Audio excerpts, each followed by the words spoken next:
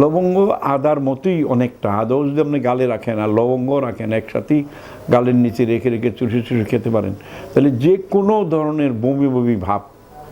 যে কোনো ধরনের জীব গলা শুকিয়ে যাওয়া, যেই জীব গলা শুকালে আমাদের বুঝতে হবে যে আপনার কিডনি দুর্বল হয়ে যাচ্ছে, আপনার প্রোস্টেট সমস্যা দেখা দিচ্ছে, আপনার ডায়াবেটিস আসার একটা ইঙ্গিত সংকেত দিচ্ছে, সেই ধরনের কাজগুলোর জন্য আপনি সবসময়ই মুখে গালের নিচে হয় নিম পাতা রাখেন, নিম পাতা চিবিয়ে খেতে খেতে ঘুমিয়ে পড়েন, দাঁতগুলো একদম ফ্রেশ থাকবে, জিভগুলো গলাগুলো কোনো রূপ ব্যাকটেরিয়া আপনার মুখের ভিতরে জন্ম হতে পারবে না। আবার যারা দেখবেন যে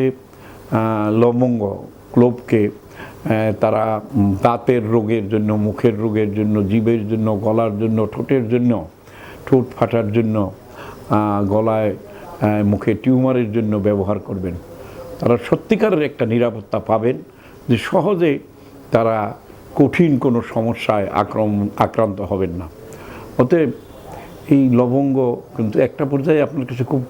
টেস্ট লাগবে, প্রথমে একটু খারাপ লাগবে, তারপরে আস্তে আস্তে ধীরে ধীরে আপনি লবঙ্গের সাথে মিশে যাবেন এবং লবঙ্গ আপনার বন্ধু হবে। লবঙ্গের একটা বিশেষ বিশেষ গুণ আছে, সেটা হলো তার ব্যথানাশক একটা অ্যানেস্থেসিয়া করার ক্ষমতা আছে। সারা পৃথিবীতে রানী ক্লিওপেট্রা থেকে আরম্ভ করে হাজার বছরের ইতিহাসে যে কোনো জিনিসকে অ্যানেস্থেসিয়া করার জন্য, অবশ করার জন্য এই লবঙ্গের ব্যবহার ছিল সর্বাগ্রে। তবে এই লবঙ্গ সম্বন্ধে বলতে হলে অনেক কথা বলতে হবে, অনেক সময় নিয়ে বলতে হবে, আরও বলবো ভবিষ্যতে, এই 16 বছর যাবৎ বলে আসতেছি, আরও বলবো আপনাদের উপকারের জন্য।